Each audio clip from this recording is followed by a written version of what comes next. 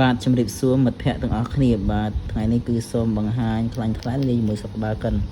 ខ្ញុំមើលកាមេរ៉ាអញ្ចឹងខ្លាញ់ខ្លាញ់លេងជាមួយសត្វបាកិនមិត្តភ័ក្តិទាំងអស់គ្នាគឺមាន 5ml និង 10ml បាទមិត្តភ័ក្តិទាំងអស់គ្នាគឺប្រសិទ្ធភាពគឺល្អខ្លាំងសម្រាប់ខ្លាញ់ខ្លាញ់ធម្មជាតិលេងជាមួយសត្វបាកិនមិត្តភ័ក្តិទាំងអស់គ្នាអ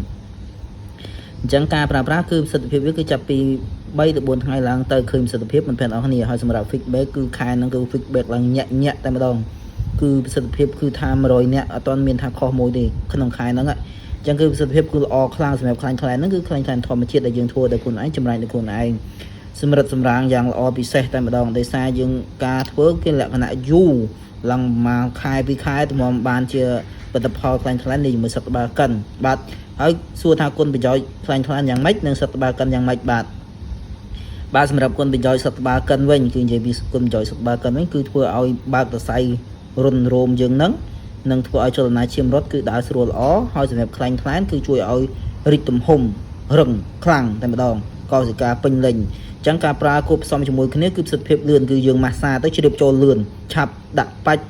3 4 5នាទីគឺស្ងួតចាស់តែម្ដងដូចយើងអត់បានតន់ប្រើអញ្ចឹងគឺជ្រាបចូលលឿនដោយសារវាជំនួយពីសត្វបាកិនផងអញ្ចឹងគឺលឿនហើយប្រសិទ្ធភាពវាគឺលឿនដូចគ្នាមិត្តភ័ក្តិទាំងអស់គ្នាហ្នឹងហើយ promotion ពិសេសសម្រាប់ 10ml សម្រាប់ខ្លាញ់ខ្លាញ់សុទ្ធនិងខ្លាញ់ខ្លាញ់សុទ្ធលេខជាមួយសត្វបាកិនគឺ promotion ពិសេសក្នុងខែហ្នឹងបាទអាចកំងបានមិត្តភ័ក្តិទាំងអស់គ្នាគឺប្រសិទ្ធភាពគឺល្អខ្លាំងអញ្ចឹងកុំភ្លេចកំងទាំងអស់គ្នាបាទគឺមាន promotion ផងមិត្តភ័ក្តិទាំងអស់គ្នាបាទហ្នឹងហើយ